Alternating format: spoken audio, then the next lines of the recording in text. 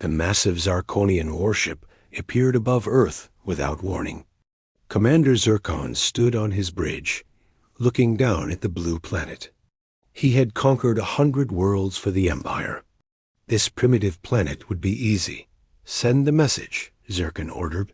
Below on Earth, every screen, every device showed the same thing. A tall alien with gray skin and 4 arms spoke. Humans of Earth, you will surrender to the Zarkonian Empire. You have 1 day to accept.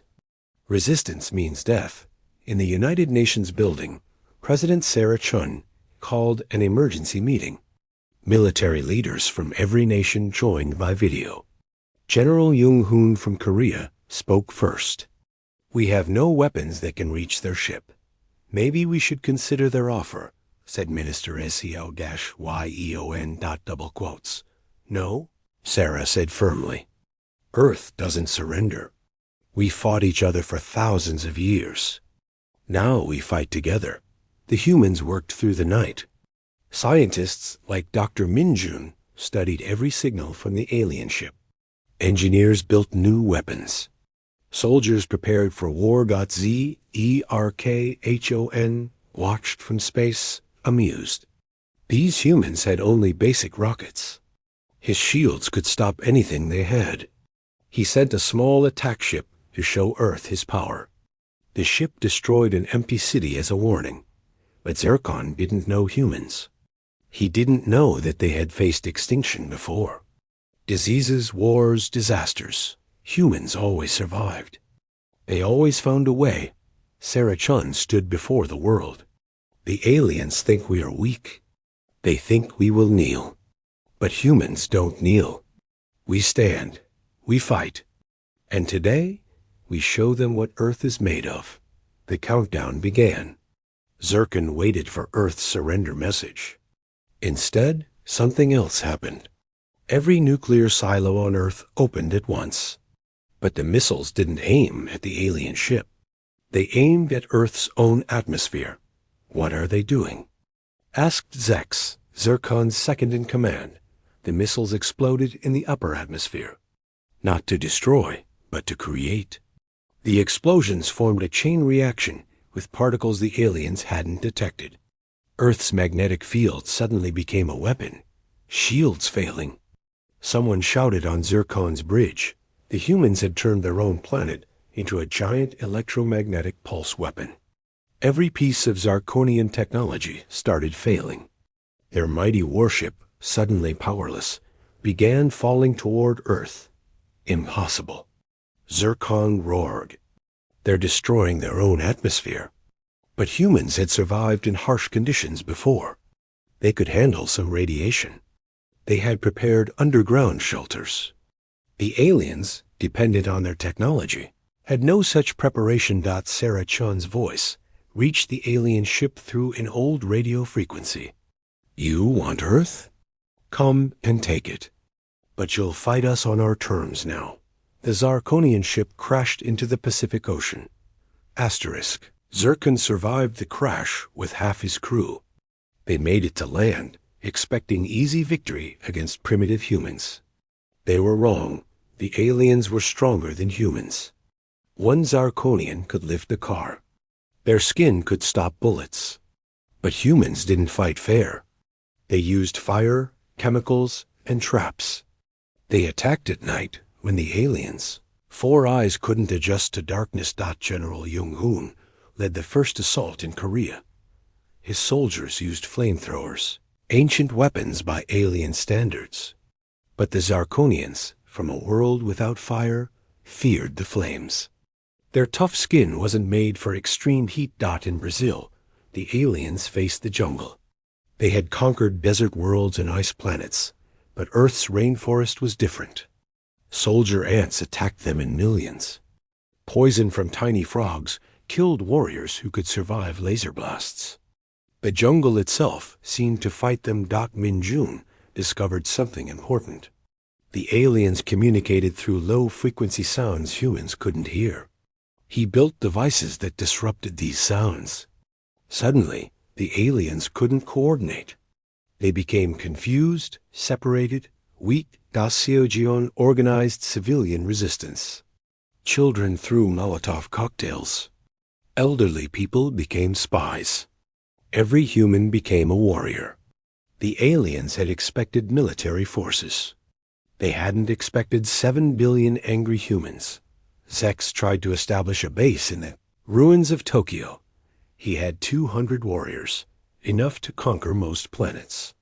But humans kept coming. They didn't care about losses. For every human that fell, 10 more appeared.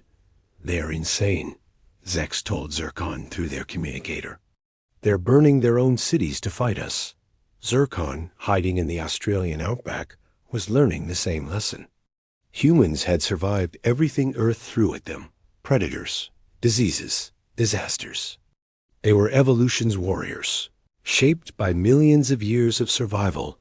The turning point came when Sarah Chun revealed humanity's real weapon. Not guns or bombs, but unity. For the first time in history, every nation worked together. Russian weapons, American strategy, Chinese manufacturing, Indian cyber warfare. All combined. The aliens had technology, but humans had something else. They had raged. 3 months after the crash, humans went on the offensive. They had captured alien weapons and learned to use them. More importantly, they had captured alien fears. The Zarkonians were afraid of water. Their home world was mostly desert. Earth's oceans terrified them. So humans flooded every battlefield. They broke dams, redirected rivers, turned the planet's water into a weapon. In Moscow, Jung Hoon's son, Captain Lee Min-jun, different from the scientist, led an assault on an alien stronghold. The aliens had taken the city center. The humans' response was simple. They opened every fire hydrant, every water main. The streets became rivers. The aliens, unable to swim, retreated to rooftops. Then came the flamethrowers. Fire and water, Earth's oldest elements, became humanity's greatest weapons. The aliens could survive plasma bolts, but not simple fire. They could resist radiation, but not drowning. Sarah Chun coordinated the global assault from a bunker in Canada. Every attack was timed perfectly. When aliens in one location called for help, they found their communications jammed. When they tried to retreat, they found humans waiting. The aliens had made a critical error. They thought humans were weak because they were divided. But division had made humans creative. Every culture had different ways to fight. The aliens faced not one enemy, but thousands of different fighting styles. Zircon tried to rally his forces. He still had the crashed mothership's power core. If he could repair it, he could send a distress signal to the Empire. But Min-jun, the scientist, had been busy. He had studied the alien technology and found a weakness. The power core operated on quantum frequencies. By using Earth's satellite network, Min-jun could disrupt these frequencies. The core became unstable. Zircon had a choice: shut it down or risk explosion. He chose to risk it. The explosion destroyed what remained of his ship and 100 of his warriors. But the signal went out. The Empire would know Earth had resisted. Zex confronted Zircon. We should surrender. These humans, they're not what we expected. The Empire doesn't surrender, Zircon replied. But his warriors were breaking. They had conquered civilized worlds that fought with rules. Earth had no rules. Humans used disease as a weapon, spreading viruses the aliens had no immunity to. They poisoned water supplies. They burned forests to create smoke that choked alien lungs. COYEON appeared on every screen the aliens had left. You came to our world uninvited. You threatened our children. You destroyed our cities. Did you think we would forgive? Did you think we would forget? You know nothing about humans. We are the children of war. And war is what you'll get. The message was clear. Earth would never stop fighting. *. 6 months after first contact, the Zarkonian Empire sent a fleet. Not one ship, but 50. They had received Zircon's signal and were coming to punish Earth. But 6 months had changed everything. Humans had reverse-engineered alien technology. They couldn't build starships yet, but they had learned to build weapons. Every nation contributed. Russian engineers, Japanese scientists, American soldiers, all working as one. Sarah Chun stood before the United Nations. They're coming back, this time with a fleet. But we're not the same humans they met 6 months ago. We've tasted alien blood. We've learned their fears. And we're ready. The fleet arrived expecting to find a conquered world. Instead, they found Earth transformed. The planet itself had become a fortress. Orbital platforms made from the crashed mothership fired stolen alien weapons. The atmosphere still crackled with electromagnetic interference. Admiral Zarkon, Zircon's superior, commanded the fleet. He was older, more experienced. He wouldn't make Zircon's mistakes. He stayed in high orbit, beyond Earth's defenses. Surrender, he broadcast. Or we will burn your world, Sarah Chun responded personally. We have 300 of your soldiers as prisoners. Start burning, and they die first. It was a lie. The humans had no prisoners. The aliens had fought to the death. But Zarkon didn't know that. In the Empire, surrender was normal. He couldn't imagine a species that would rather die than yield. The standoff lasted days. Then Jung-hoon revealed humanity's new weapon. Using alien technology, they had built something impossible. A virus that could survive in space. They loaded it into missiles and fired at the fleet. The virus didn't kill the aliens directly. It ate their ship's biological components. The Zarkonian ships were partly organic, grown rather than built. The virus spread from ship to ship, eating through hulls, destroying life support systems. Impossible. Zarkon shouted. No species develops bioweapons this fast. But humans had been making bioweapons for centuries. They just needed alien biology to study. Zircon's dead warriors had provided plenty of samples. Half the fleet was infected before Zarkon ordered a retreat. But Min Jun had one more surprise. Using quantum entanglement from the destroyed power core, he had created a beacon. Any Zarkonian ship that tried to enter hyperspace would be torn apart. The aliens were trapped. They couldn't leave, couldn't land, couldn't even maintain orbit, as their ships slowly dissolved. ZEX, still alive on Earth, sent a desperate message to Zarkon. Admiral, these humans, they don't just fight to win.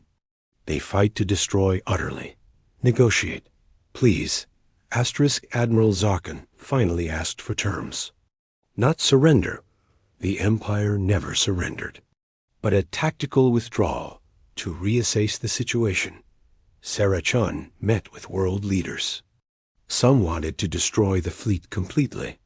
Others wanted to negotiate. In the end, they chose something unexpected. Admiral Zarkon, Sarah broadcast. You came here as conquerors. You will leave as messengers. Go back to your empire. Tell them what happened here. Tell them that Earth is small, but we are mighty. We are divided, but we unite against threats. We are primitive, but we learn fast. And tell them this. We know where you come from now. Your ship's computers showed us star maps. If the Empire comes again, we won't wait. We will bring the war to you. It was partly a bluff. Humans couldn't build starships yet, but they would. The alien technology had jumped human science ahead by centuries. In a few years, Earth would have its own fleet. Zarkon agreed to the terms. But first, he wanted to know something. How?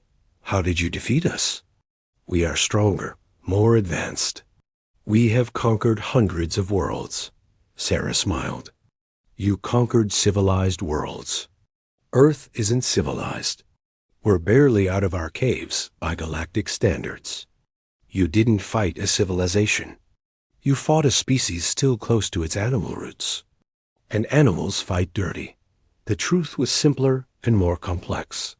Humans had something the Empire had lost: desperation. The Zarkonians fought for glory. Humans fought for survival. The Zarkonians followed rules of war.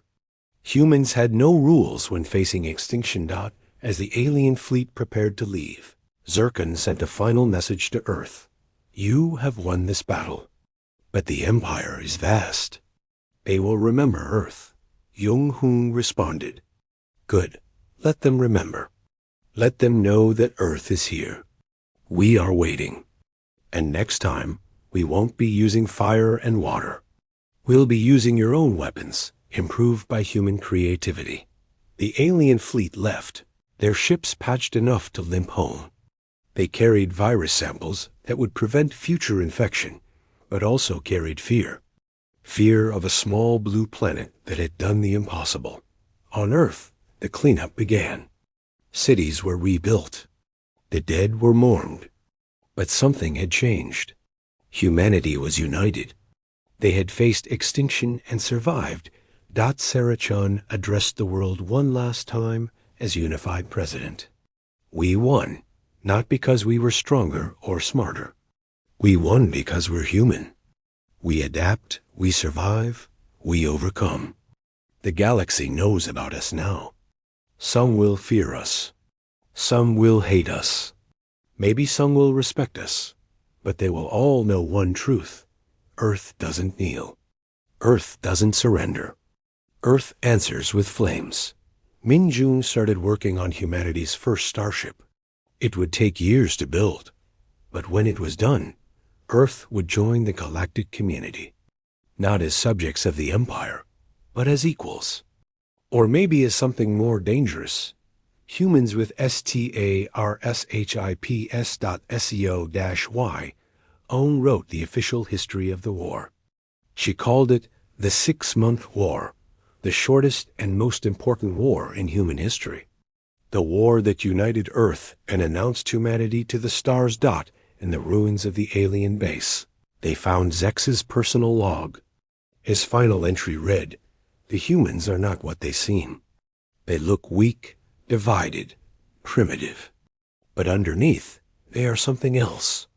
They are survivors. And survivors are the most dangerous species in the universe." The Empire never came back. Word spread through the galaxy about the small planet that had defeated a Zarkonian conquest fleet. Some species sent diplomats. Others sent spies. All wanted to know the same thing. What made humans so dangerous?